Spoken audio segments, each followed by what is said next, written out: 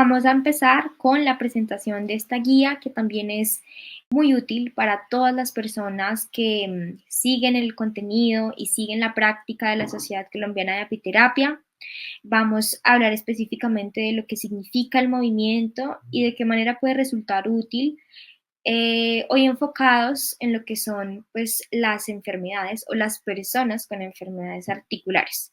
Entonces, primero que todo, esto es lo que vamos a encontrarnos cuando tengan todos ustedes disponibles la guía.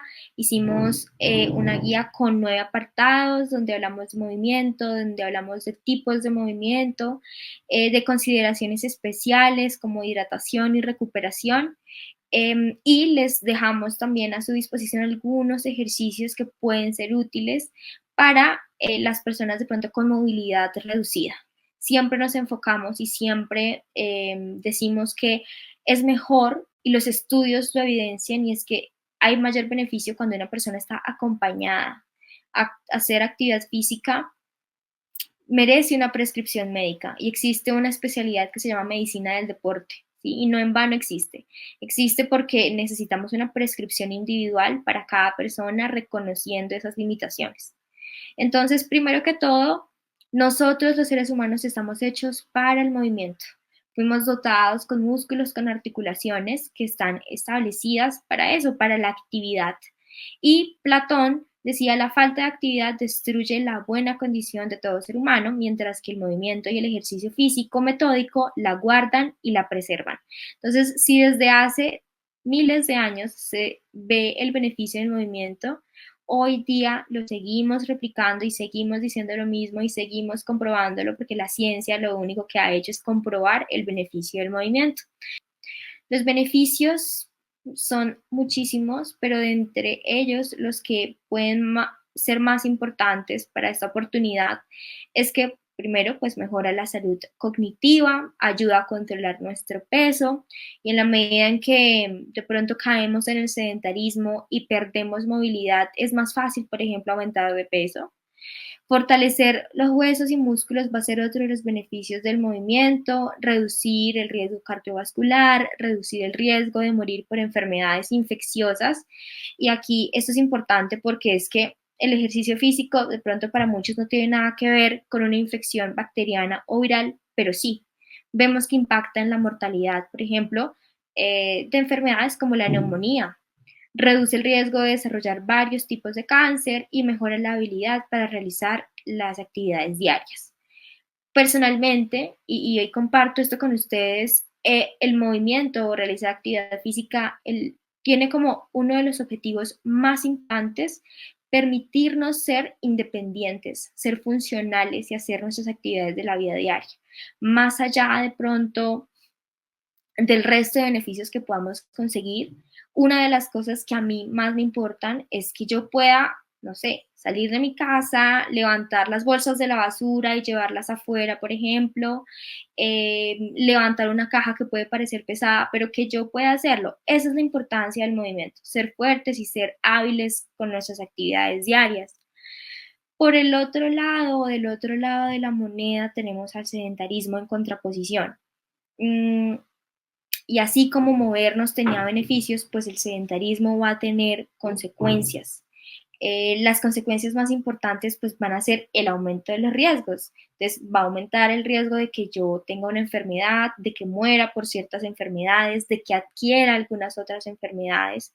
Pero lo más importante, van a haber pérdidas, pérdidas en mi casa porque ya no voy a ser la misma persona funcional, pérdidas en mi trabajo porque ya de pronto no voy a poder realizar algunas actividades. Entonces, todo esto hace que el sedentarismo simplemente agote nuestra salud, agote nuestra energía y agote esa intensidad o esas ganas de vivir.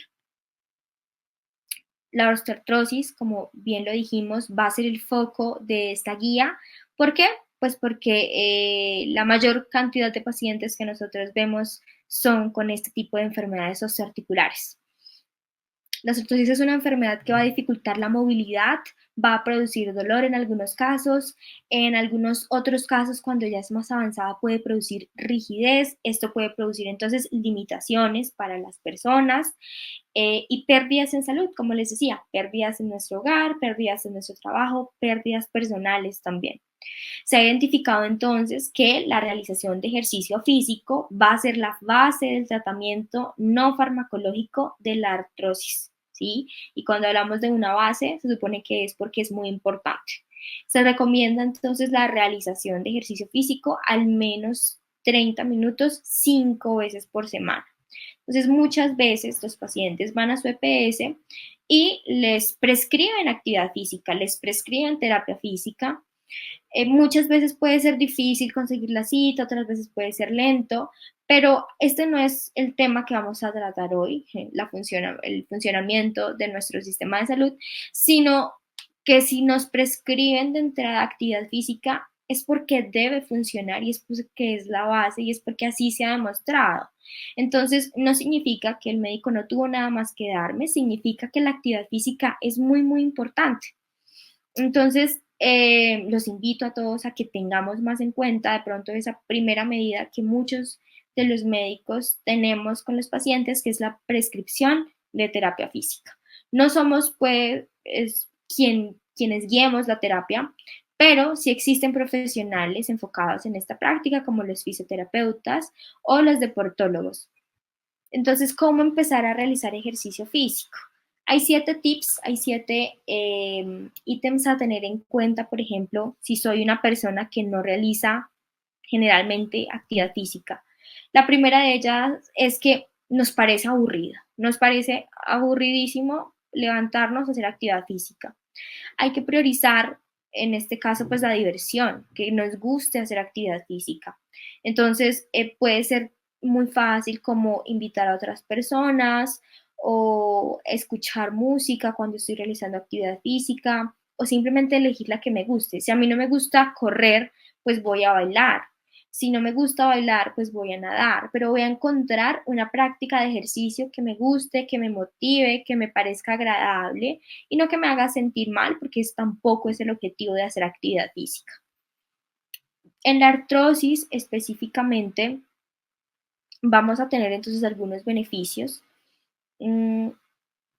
y algunos efectos positivos. Entonces, primero que todo, pues tener unos músculos débiles y tener unos músculos que están atrofiados contribuye al proceso de degeneración articular. Y es que, como les decía, los músculos hacen parte del conjunto o de lo que llamamos articulación. Entonces, los beneficios deben existir siempre y cuando yo mantenga un hábito. Si yo logro hacer actividad física durante 12 semanas seguidas, es cuando voy a evidenciar los efectos positivos del ejercicio. Ahora mismo estamos inmersos en un mundo de inmediatez. Si yo no veo los efectos positivos en 1, 2 o 3 días, yo digo que eso ya no me funciona y que no le voy a dar una oportunidad más. Las cosas buenas no son inmediatas, o por lo menos no en la mayoría de los casos, y el ejercicio físico no es la excepción. Para ver un efecto positivo, debemos tener una práctica diaria, seguida, continua, como les mencioné, por al menos 8 o 12 semanas. Puede que nos encontremos frente a una pregunta común y es, ¿qué tipo de ejercicio es el mejor para mí? Y cuando hablamos de tipo de ejercicio, se han identificado generalmente 2 tipos de ejercicio: ejercicio aeróbico y ejercicio anaeróbico. El ejercicio aeróbico es el que me pone el corazón a 1000, con una frecuencia cardíaca elevada, y que se ha relacionado muchísimo con beneficios a nivel cardiovascular. Y el ejercicio anaeróbico es aquel que involucra resistencia o que yo haga ejercicio con peso. Entonces, ¿cuál será el mejor? La respuesta entonces a esta pregunta es: ambos se complementan muy bien. Y lo que generalmente uno puede recomendarle a las personas es: puedes intercalarlos, puedes hacer 3 días, por ejemplo, de ejercicio cardiovascular, puedes escoger caminata, puedes escoger natación, y los otros 2 días de la semana puedes hacer ejercicios de fuerza, donde involucres la mayor cantidad de grupos musculares, los grupos musculares más amplios, ¿sí? Tanto en el tren superior, es decir, en el cuerpo superior, toda la parte de musculatura a nivel de brazos, espalda, como en el hemicuerpo inferior, la musculatura a nivel de piernas, de glúteos, durante los otros 2 días de la semana, para tener como un equilibrio en el tipo de ejercicios que se realiza durante la semana. Aquí es importante también darle importancia a los estiramientos. Entonces, los estiramientos son especialmente importantes en las personas con enfermedades osteoarticulares y musculares. Y los estiramientos pueden realizarse 2 veces al día, una vez en la mañana, una vez en la noche. ¿Por qué? Porque el estiramiento me va a proporcionar 2 cualidades más. La primera de ellas es flexibilidad. Hay varios estudios y hay varios expertos que relacionan la flexibilidad de una persona con sus años de vida. ¿A qué voy? A que las personas que son más flexibles son personas que viven más. Entonces, la flexibilidad va a ser muy importante. De pronto, más que ser súper fuerte y levantar un montón de peso, flexibilidad sí va a ser bastante importante. Y dos, el equilibrio. El equilibrio también se logra y se mantiene con ejercicios de estiramiento. Entonces, ¿qué ejercicios realizar si tienes una enfermedad articular? A la hora de escoger el ejercicio que yo voy a realizar, es importante tener en cuenta estos 4 factores que aparecen aquí. El primero de ellos es la frecuencia y es determinar con qué frecuencia voy a hacer yo la actividad física a la semana. Como vimos, es importante que sea una actividad física sostenida. Yo alguna vez recibí una clase en mi pregrado y el doctor nos decía, el ejercicio que realizaste hoy, por ejemplo, jueves, en 5 días ya no va a tener ningún efecto. O sea, si hoy hiciste ejercicio, en 5 días, perdón, y si a partir de allí, durante 5 días no te moviste, ya luego no vas a tener ningún efecto protector. Entonces, el ejercicio físico funciona cuando lo realizas todos los días y se convierte en un hábito y lo mantienes por el resto de tu vida. Para eso es importante la frecuencia. Entonces, como les mencionaba, podemos alternar y la recomendación es que durante 3 días una persona haga ejercicio aeróbico o cardiovascular y los otros 2 días de la semana pueda realizar ejercicios de fuerza o ejercicios que involucren su propio peso. Esto no quiere decir que los otros 2 días de la semana no vamos a hacer nada. No, lo ideal siempre es mantener, como les mencionaba, ejercicios de estiramiento y en general una vida cotidiana activa. La intensidad. La intensidad va a depender del grado o del nivel donde se encuentre cada persona. ¿Por qué? Porque existe intensidad baja, media y alta. Entonces, usualmente lo que se recomienda es mantener una intensidad moderada. Usualmente uno puede medir la intensidad con la capacidad que tengo para hablar mientras hago una actividad física. Entonces, si mientras estoy realizando la actividad yo puedo mantener una conversación y hablar así súper fluido como yo estoy hablando en este momento, es una intensidad baja. Una intensidad moderada es aquella donde ya yo solo puedo articular algunas frases y me canso y me siento agotada, pero aún puedo mantener, digamos, algunas frases. Y la intensidad alta es cuando solo puedo emitir de pronto algunos sonidos o algunas palabras porque el nivel de la actividad física es alto. Entonces, de esta manera es como medimos la intensidad. ¿Cuál es la recomendación? Realicemos actividad física de pronto de intensidad moderada, algo que me rete. Nuevamente, aquí intensidad moderada para mí y para ti no va a ser lo mismo. Depende de tu nivel de actividad física. El tiempo. Con respecto al tiempo, la Organización Mundial de la Salud recomienda la realización de 150 minutos de actividad física moderada a la semana, ¿sí? Entonces, estos son más o menos 20 minutos o 30 minutos diarios. De allí, digamos que es en donde se toman las recomendaciones cuando uno les dice a los pacientes al menos 30 minutos de actividad física al día. Y el tipo, que ya fue un tema que lo hablamos, y es la actividad cardiovascular, pero también la actividad de fuerza, se van a complementar muy bien sin dejar de lado y sin olvidar los ejercicios de estiramiento que van a mantener flexibilidad y equilibrio en nuestro organismo.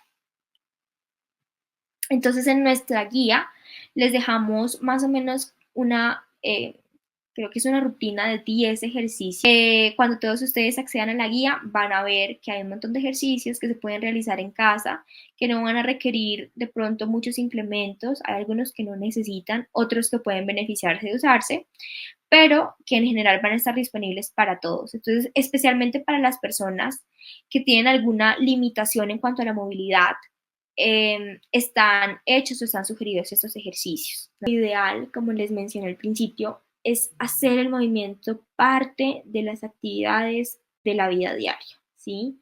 No me sirve o no me sirve con los mismos beneficios hacer solo actividad física 1 hora al día y estar completamente sedentario el resto del día, a tener una vida activa, tener una vida movida, moverme, caminar, levantarme, bailar, bueno, a tener una vida que sea movida.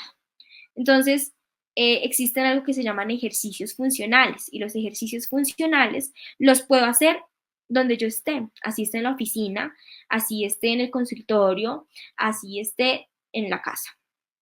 Entonces, simplemente levantarte de la silla y volver a sentarte.